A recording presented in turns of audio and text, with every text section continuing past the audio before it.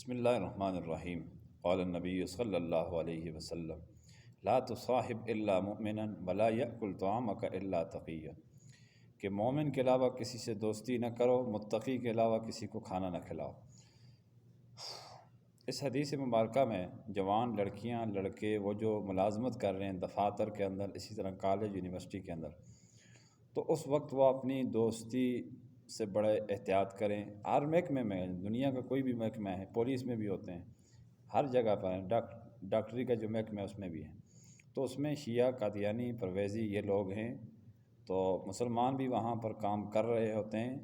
بیرون ملک، اندرون ملک، تو ان سے دوستی سے اجتناب کرنا چاہیے، وہ دوستی لگانے کی کوشش کرتے ہیں۔ اس حدیث کے روح سے مسلمان کے علاوہ کسی سے دوستی جائز نہیں۔ پھر آپ آئیے قرآن مجید کی تناظر میں بہت ساری جگہ پر اللہ تبارک و تعالیٰ نے مومنین کو اہل کتاب سے دوستی سے منع کیا ہے۔ سورۃ المائدہ کی آیت ہے یا ایھا الذین آمنوا لا تتخذوا اليہود والنصارى اولیاء بعضهم اولیاء بعض، اہل ایمان یہود و نصارہ کو دوست نہ بناؤ، وہ ایک دوسرے کے دوست ہیں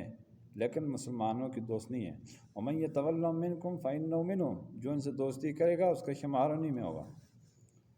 تو پھر اسی طرح 28ویں پارے میں سورۃ الممتحنہ ہے، اس میں ارشاد فرمایا یا ایھا الذین آمنوا لا تتخذوا عدوی وعدوکم اولیاء، ایمان والو میرے دشمن اور اپنے دشمن سے دوستی مت لگاؤ۔ تو یہ اس حدیث میں بھی منع ہے، قرآن مجید میں بھی منع ہے۔ اب تو فتنے بہت زیادہ ہیں، تو مسلمان کے علاوہ کسی سے دوستی قرآن پاک کی ان آیات کی روشنی میں اور احادیث مبارکہ کے پہلے حصے کی روشنی میں منع کر دیا گیا ہے۔ آگے فرمایا کہ کھانا متقی آدمی کو کھلاؤ، یہ ترجیحاً فرمایا گیا، لیکن اگر کوئی بندہ بہت مجبور ہے، متقی نہیں ہے، تو اس کی ممانعت بھی اس میں نہیں ہے، تو اس کو بھی دینے میں کوئی حرج نہیں ہے، اللہ تبارک و تعالیٰ اجر ضرور عطا فرمائے گا۔ لیکن اس میں ایک جو نقطہ ہے، پوائنٹ ہے، وہ یہ کہ متقی آدمی جب آپ کا کھانا کھائے گا، اور جب آپ اس کو ترجیحاً کھانا کھلائیں گے، اس کے بعد وہ عبادت کرے گا، تقوی اختیار کرے گا، تقوی ماشاءاللہ اس میں ہے، تو اس کھانے کی وجہ سے صحت پا کر یہ آپ کے بھی حصہ اس میں ایک ہو جائے گا، یعنی اس کی جتنی بھی عبادات اور نیک اعمال ہوں گے وہ آپ کے کھانے کے ذریعے سے اس میں بھی آپ کا حصہ بنے گا، صدقہ جاریہ بنے۔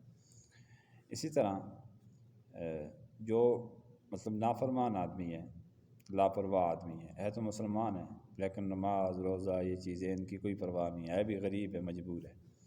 اس کی مدد ترجیحاً تو نہیں کرنی چاہیے، لیکن اس کو یہاں ذکر اس وجہ سے نہیں کیا کہ ایک پوائنٹ ہے، پوائنٹ یہ ہے کہ آپ ترجیحاً متقی کو چھوڑیں گے، اس کو بلائیں گے، دعوت اور کھانا کھلائیں گے۔ ایک تو یہ کہ آپ کا کھانا کھانے کے بعد وہ ظاہر ہے کہ گناہ کرے گا، فاسق و فاجر ہے، تو کھانے کے ذریعے سے صحت پا کے وہ گناہ کی طرف جائے گا، اس وجہ سے منع کر دیا گیا ہے کہ ترجیحاً متقی کو کھانا کھلایا جائے، اس کو نہ کھلایا جائے۔ اللہ تبارک و تعالیٰ ہم سب کو ان حدیث پر عمل پیرا ہونے کی توفیق عطا فرمائے۔ وآخر دعوانا ان الحمد للہ رب العالمین۔